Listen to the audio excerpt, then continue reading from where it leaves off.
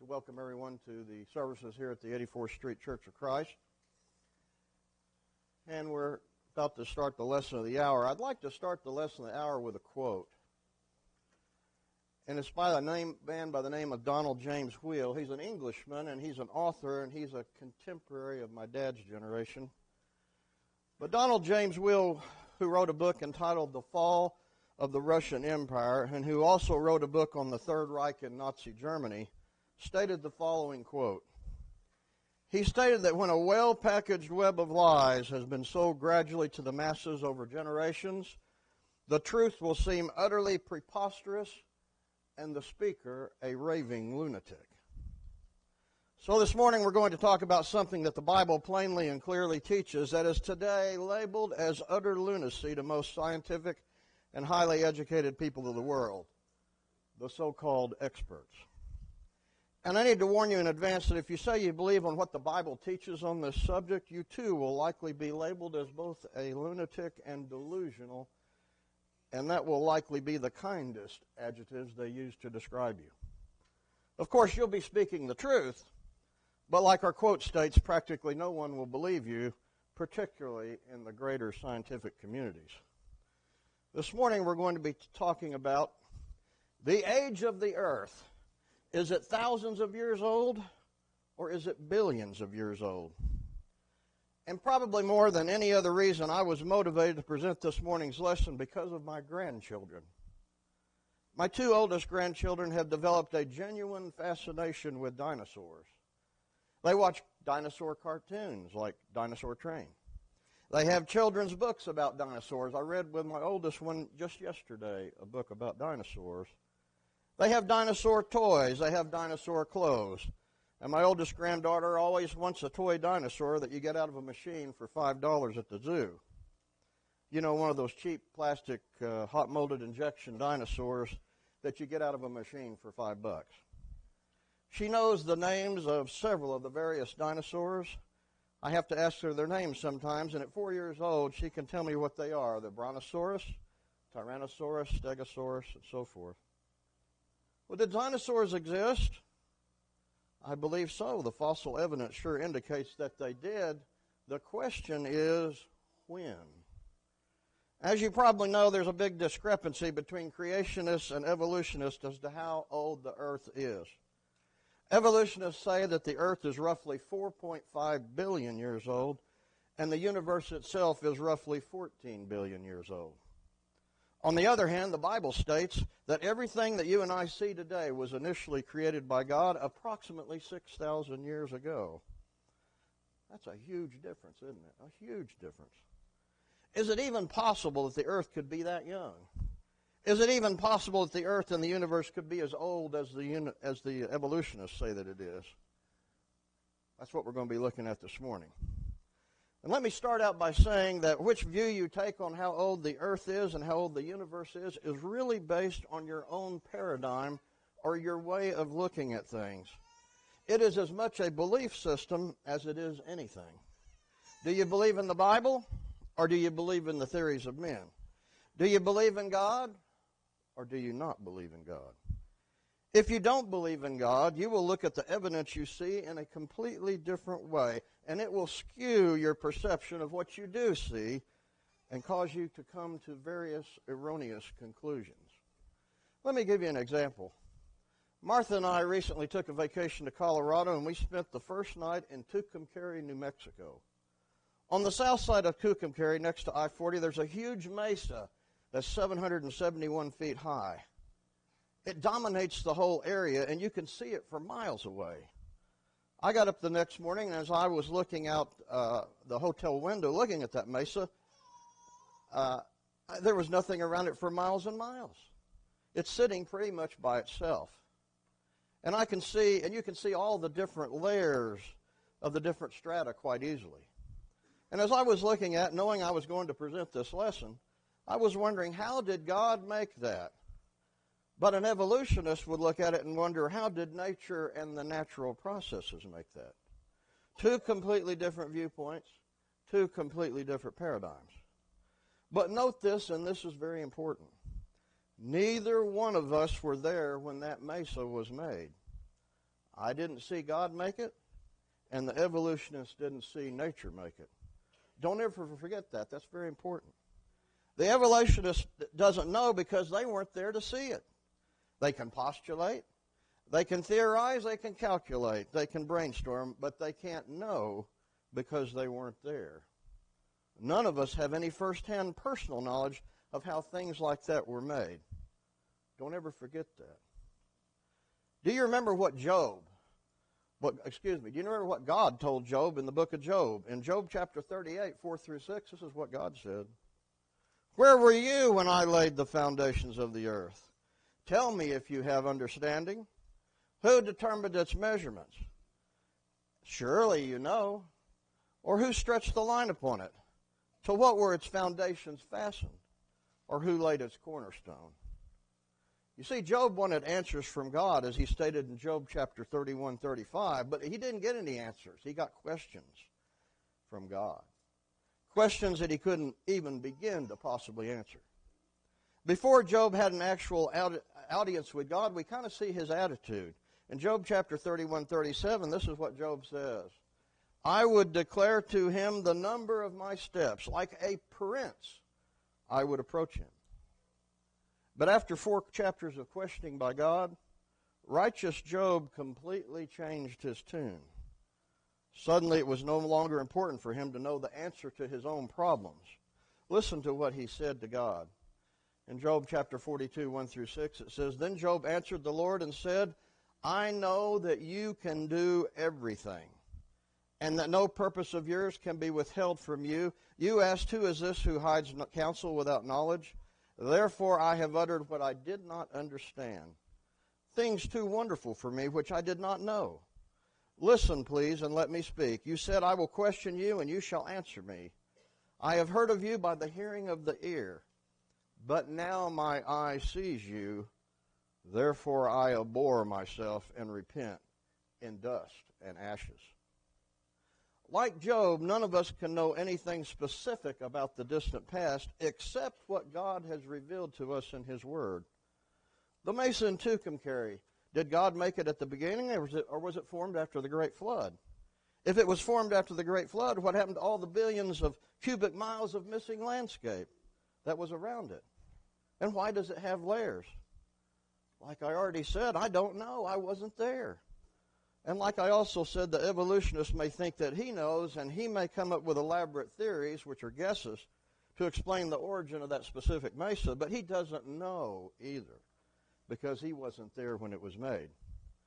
The only way that you and I can know anything about the origins of the universe, the origins of the earth, and the origins of life on earth is if we have an eyewitness to those events.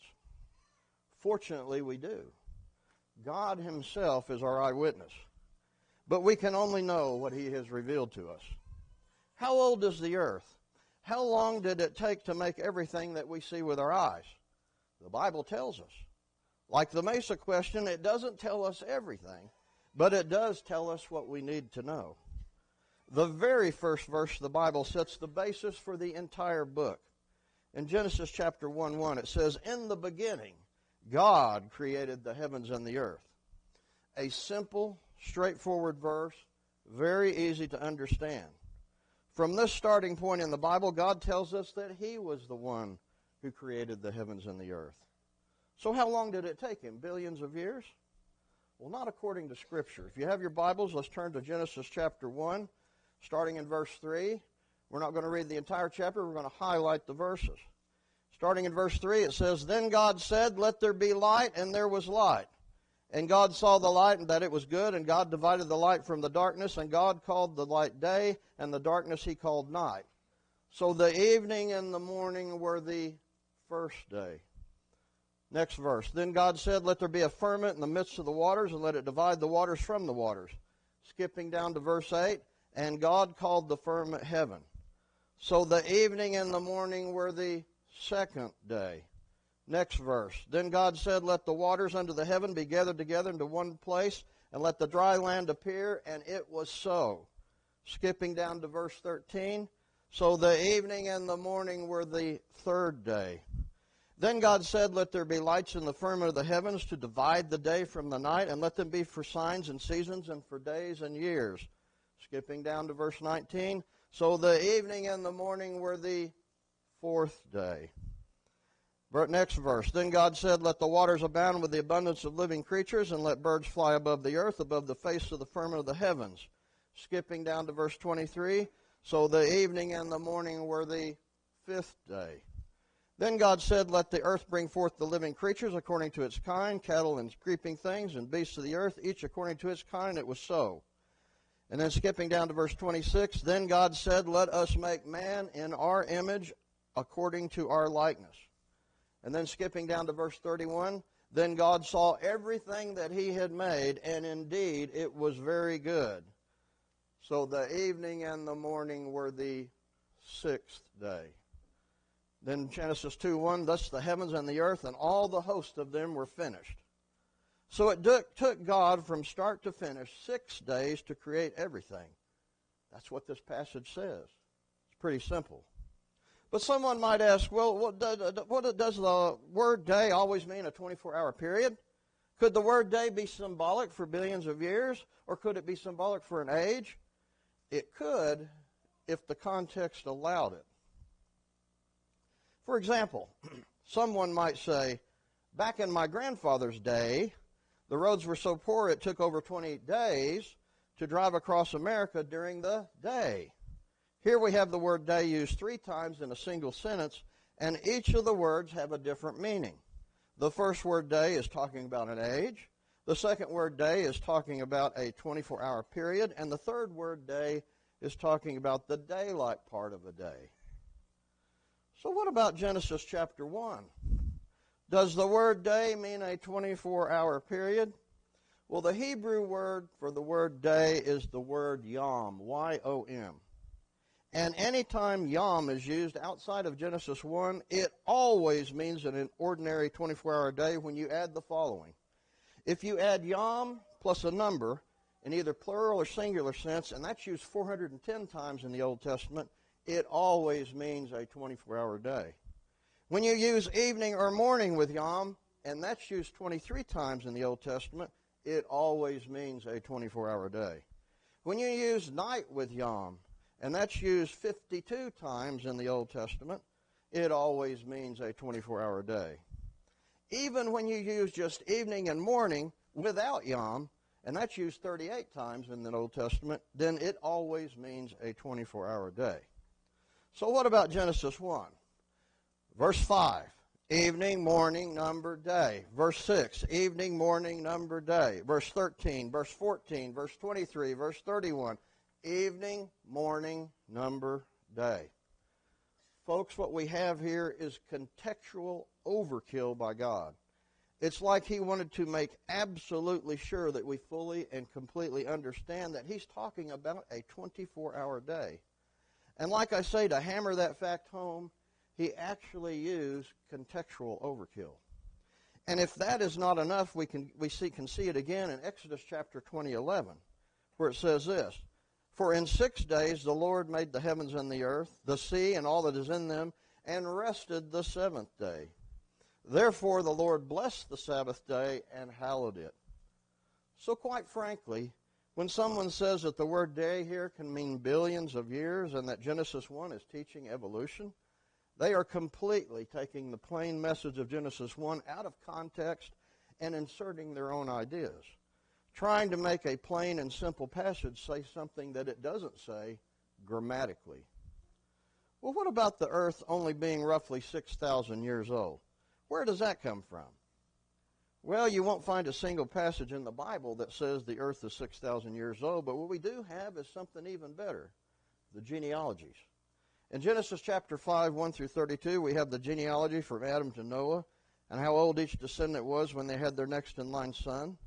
Then beginning in Genesis 11, verses 10 through 26, we have the genealogy of Noah's son, Shem, down to Abraham, and also how old each descendant was when they had their next in line son. All of these together total approximately 2,000 years.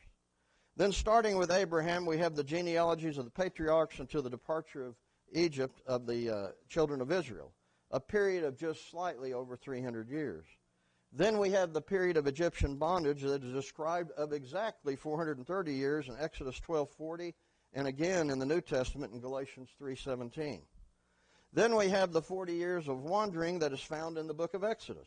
Then we have the period of the judges in the book of the Judges with the time period each judge ruled. After that, we have the chronology of the kings down to the Babylonian captivity. The time period of each of these rulers was stated in the books of the Kings and Chronicles. We have the 70 years of Babylonian captivity, followed by the restoration of the faithful Jews to Jerusalem and Judea. From that point on, we have the recorded history of the Persians, followed by the recorded history of the Greeks, then followed by the recorded history of the Romans. It was during this time that Jesus was born in Bethlehem. So from the time of Abraham down to the birth of Christ is a time period of approximately 2,000 years.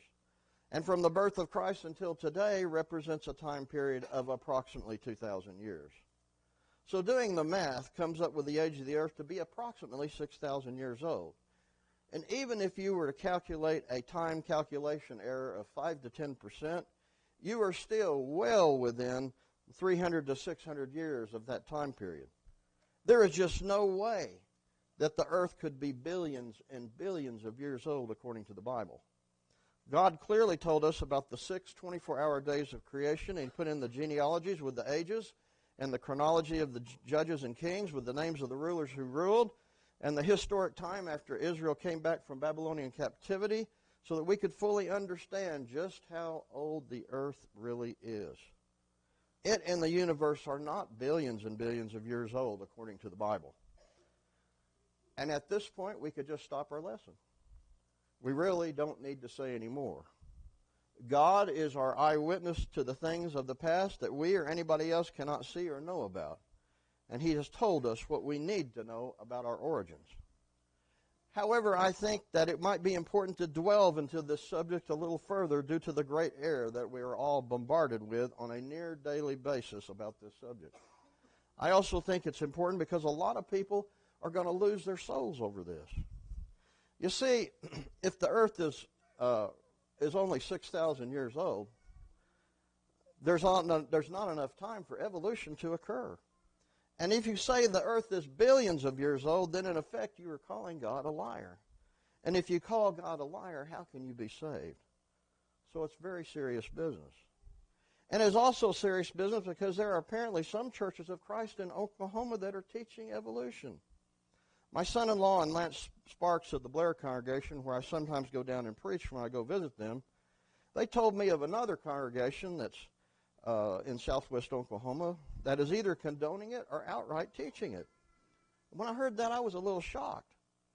Lance told me that he had a discussion with 4 of the prominent women of that congregation, and they said that to them it's perfectly okay to believe in evolution because it is not a salvation issue.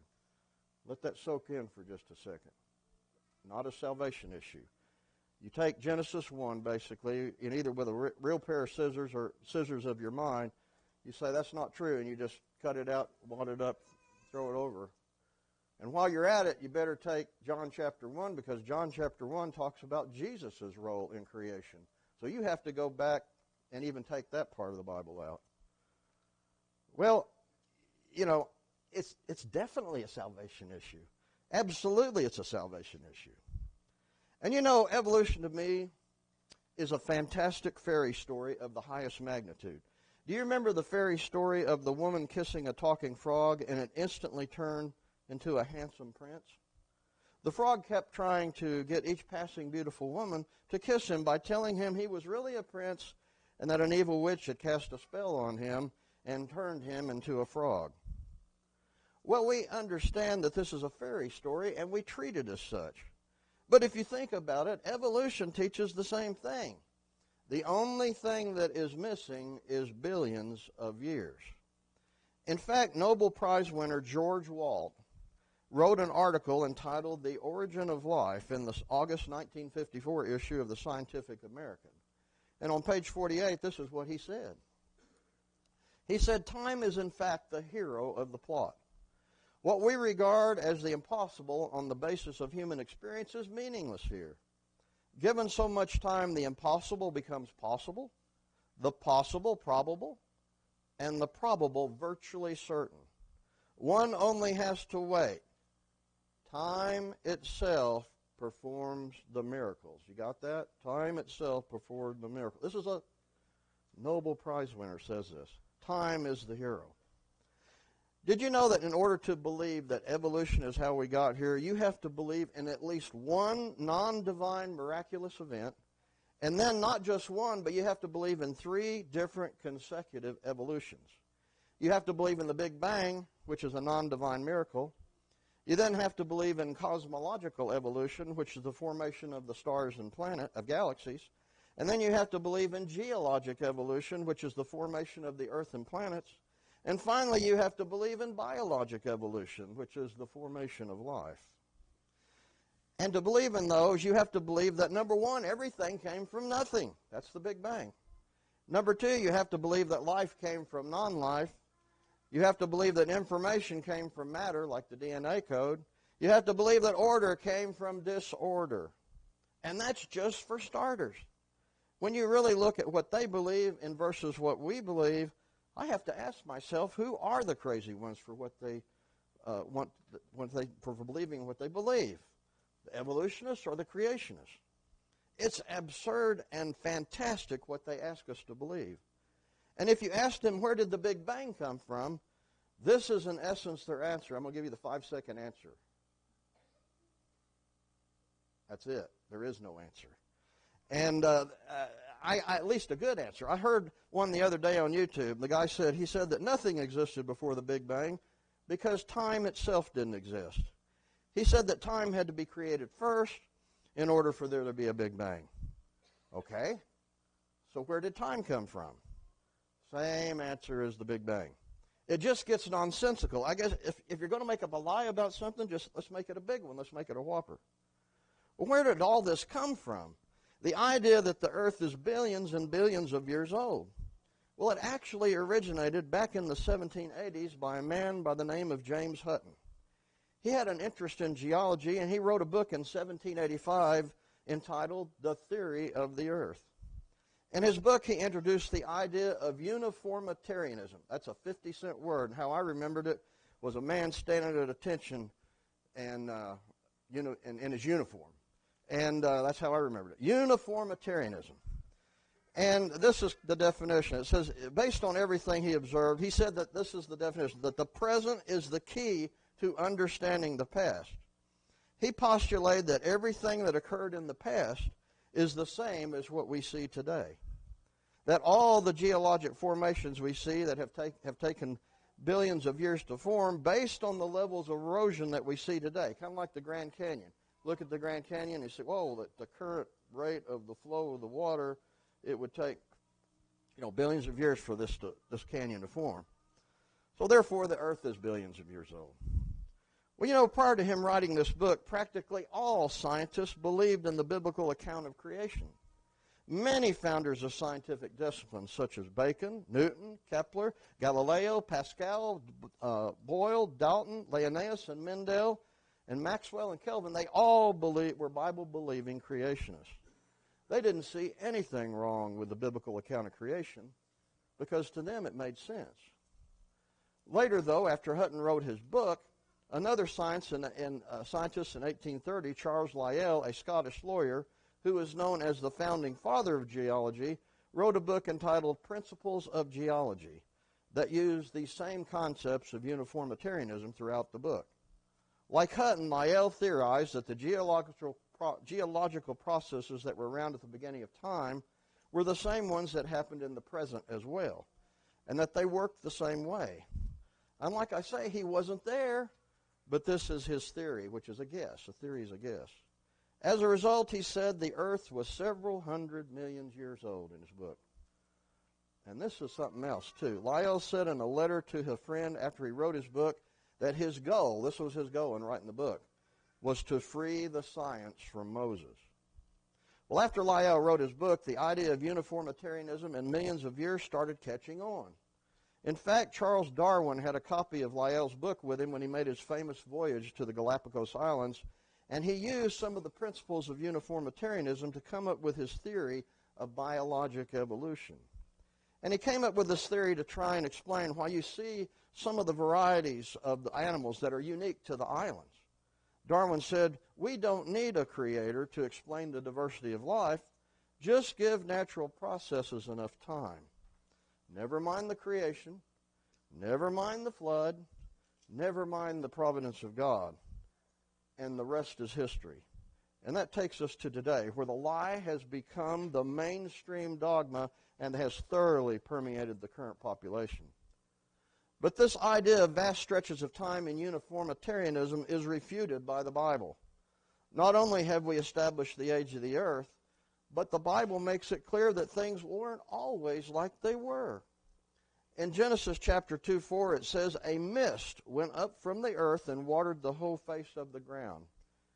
I've never seen anything like that, have you? Where the water comes out of the ground and waters the plants. Well, before the flood, that apparently was the norm, that the earth itself watered the plants. It says in verse 5 of Genesis 2 that the Lord God had not caused it to rain on the earth. That doesn't sound like uniformitarianism to me, does it to you? Also in Genesis 7, we read about another great anti-uniformitarianism event, the Great Flood that flooded the entire world. And some critics of the Bible say that's impossible. There's not enough water on earth to cover everything, and it's impossible for it to rain everywhere at once. Well, one thing to remember about the flood, it is not a natural event like we see today. It was a God-induced killing event. God said in verse 17 of Genesis 7 that I myself am bringing floodwaters on the earth, and that the objective was to kill all flesh that breathed air that was on the earth, like it says in the same chapter. And of course, God would not have any problem doing this, and he could easily create all the water that was necessary if he needed to. And to be sure, both local and regional floods today are some of the most destructive forces on the planet. You would have to raise that destructive ability exponentially if there was a worldwide flood that swept everything away. This is why we have fossilized dinosaur skeletons today. Do you realize how hard it is to make a fossil? It's just almost impossible. You always find them, dinosaurs, in waterborne strata, and they are more or less intact. And in some sites, there are hundreds of them together. They were killed and covered up with sediment so quickly that they didn't have time to be scavenged or rot. For example, about 10 years ago, I was out deer hunting, and I shot a coyote. And when I shot him, I just left him where he was. I walked over and looked at him, but I just left him. Didn't move him, didn't touch him, nothing. Well, I came back exactly a week later, and I couldn't find any trace of that coyote. And I started walking a circle. He's got to be here somewhere. And about 25 yards out, I found a little piece of paw that was about the size of my thumbnail. Everything else had been eaten or carried off. And quite frankly, I was shocked. I was thinking there should be something left, a bone or something, but there wasn't hardly a trace. Not so with the dinosaurs. It was a massive, worldwide, cataclysmic killing event that killed them off and left them where we can see them today. And not only that, but all the other animals that were killed and deposited in waterborne strata, as well as massive amounts of trees and plant material that too were buried and became seams of coal covered by clay, rock, and dirt. And although the Bible doesn't give us Noah and his family's reaction as they stepped off the ark, I would imagine they would have struggled just to try and find anything that looked halfway familiar after such a destructive event. So to say that things have always been the same is obviously not true according to the Bible. And besides the biblical revelation from the only eyewitness who was there when the earth was made, God, there is scientific evidence that the earth is much younger than the evolutionists say that it is. There's also a scientific maxim I want to introduce you to. It's called Occam's razor, and it is commonly used in science today to explain observable phenomena. It is called a razor because it is designed to cut away and eliminate those explanations that are the least likely. It was first postulated by William of Ockham back in the Middle Ages. It states that for any observable phenomenon, the most simple explanation is most likely the correct one. For example, the pyramids of Egypt. We all are familiar with that. Well, were they built by aliens who traveled in spaceships from distant galaxies and who came to Earth because they wanted to build Great Pyramids that are found in Egypt? Or were they built by the ancient Egyptians? Well, using Occam's razor, we would conclude from the known evidence that we know about that they were more likely built by the ancient Egyptians. So here's problem number one for evolutionists. If the Earth is 4.5 billion years old, how come we still have comets? They are basically frozen muddy snowballs that vent off gas and debris as they orbit the sun. The observable life expectancy of comets is no more than 100,000 years. No problem for creationists, but it is a big, big problem for evolutionists, and it's one they don't like to talk about. So young Earth or old Earth, what would Occam's razor say? Problem number two for evolutionists. If the Earth and the Moon are 4.5 billion years old, how do you explain the Moon's recession away from the Earth? From the still functional retroreflectors left on the Moon by Apollo 11, Apollo 14, and Apollo 15, it has been determined that the distance between the Earth and the Moon is increasing at the rate of 1.49 inches per year. This is caused by the tidal bulge pulling ahead of the Moon as the Earth rotates, causing a transfer of energy to the Moon's orbital motion. Good example of that, you go to the park this afternoon, you get on a swing and you start, how do you make that swing move? You shift your weight back and forth and you use gravity and you make that swing higher and higher. And that's what the tides are doing as the Earth rotates, and that bulge, it's causing the Moon to go just a little faster. And, any good spaceman knows how do you increase your orbit. You go just a little bit faster in that orbital crease. But this recession of the Moon creates a big problem for evolutionists. Going back in time about 3 million years, that would mean the Moon is so close to the Earth and the tides would be so severe that the Earth would be destroyed twice a day by water sweeping over the continents. So young Earth or old Earth, what would Occam's razor say? Problem number three for evolutionists. If the Earth is 4.5 billion years old, how do you account for the implications of the current rate of decreasing magnetic field on the Earth? It has been carefully measured since 1829, and it has decreased about 10% in the last 150 years. At the current rate of decay, that means if you went back in time about 7,000 years, the magnetic field of the Earth would be about 32 times stronger than it is today. At that level, it would actually be a good thing. But if you went back, say, 1 million years ago, using the theory of uniformitarianism, the magnetic field would be so strong that it would actually destroy the Earth. So young Earth or old Earth, what would Occam's razor say? Problem number four for evolutionists. If the universe is 14 billion years old, how do you account for the lack of large supernova remnants in the galaxy? Supernovas, which are exploding stars, are estimated to occur at the rate of approximately 4 per year in the known universe.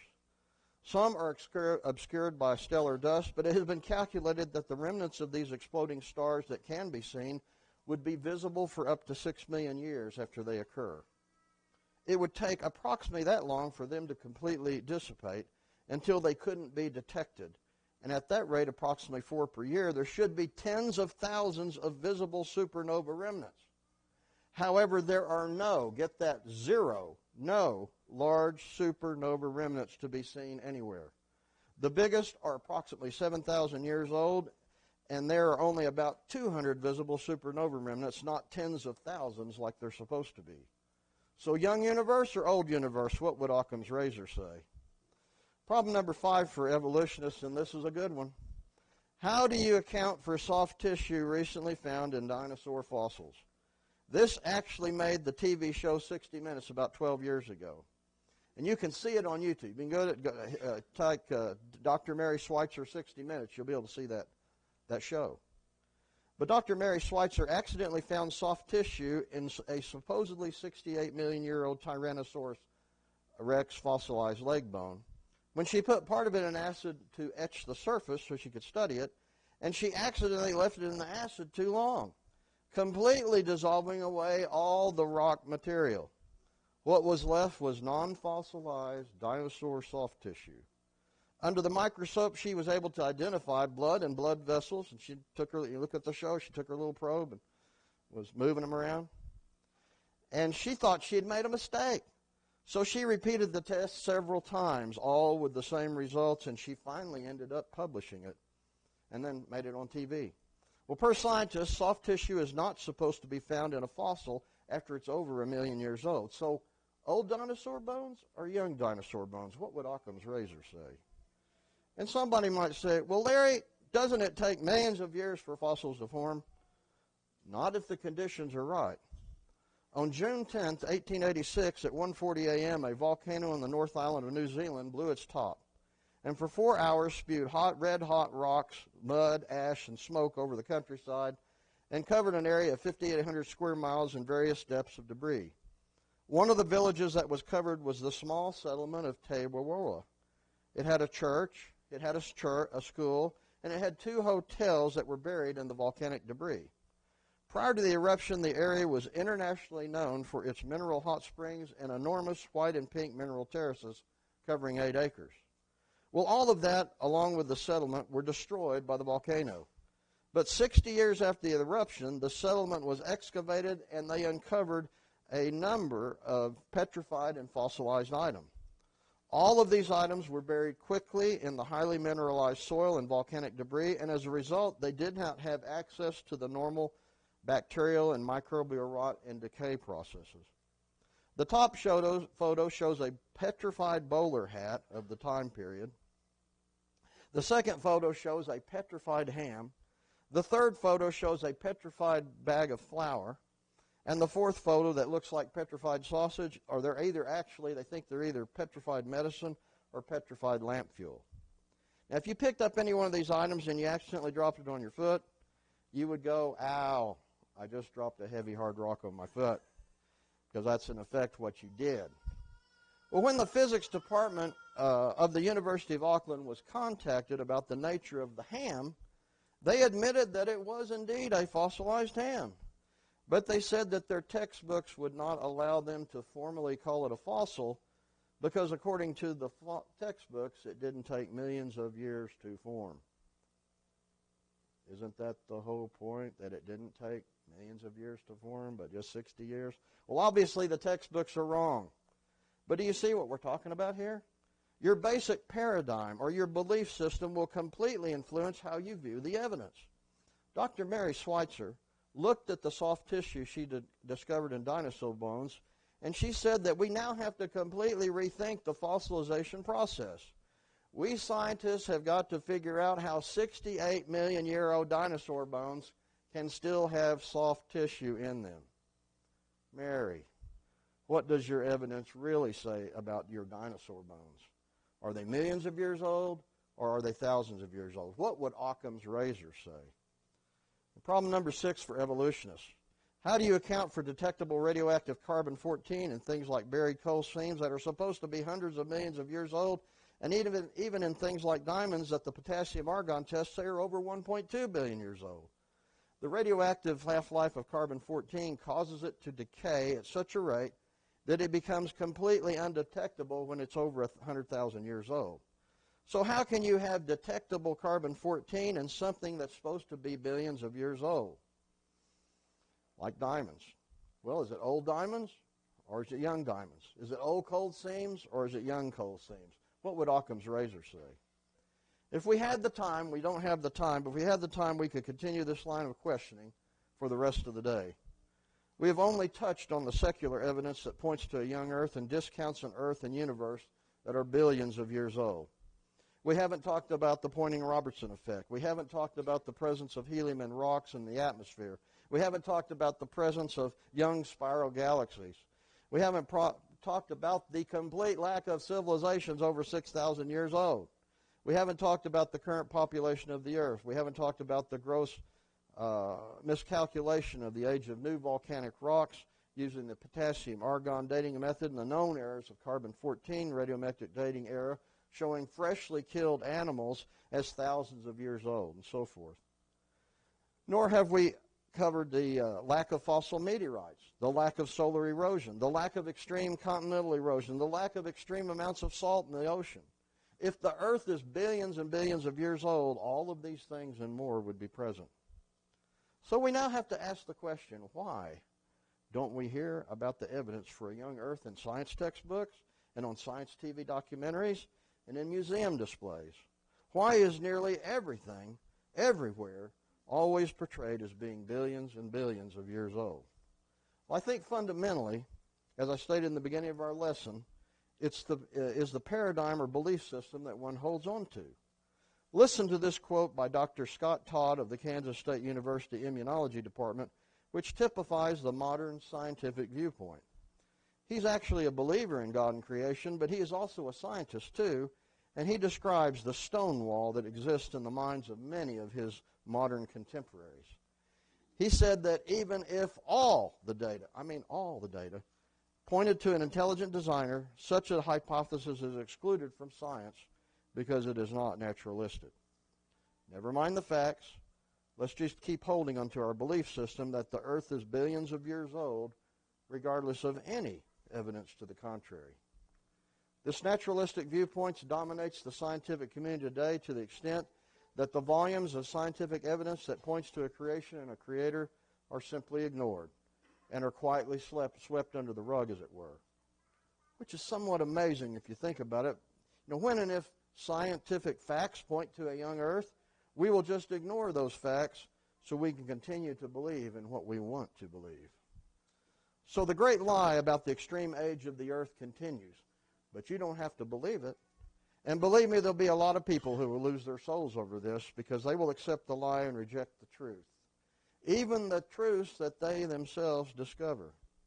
They will accept the lie that there is no God, and they will accept the lie that all of this that we see was made by itself, for itself, with no divine intervention whatsoever. My friends, one of the great truths of the Bible is the story of creation. The earth is not billions of years old, but it is thousands of years old. It was created by a loving, all-powerful, all-wise, omniscient God. And this great God has not only provided for us physically, but more importantly, he has provided for us spiritually as well. And with that, my brethren, the lesson is yours, and we'll be led in a closing prayer.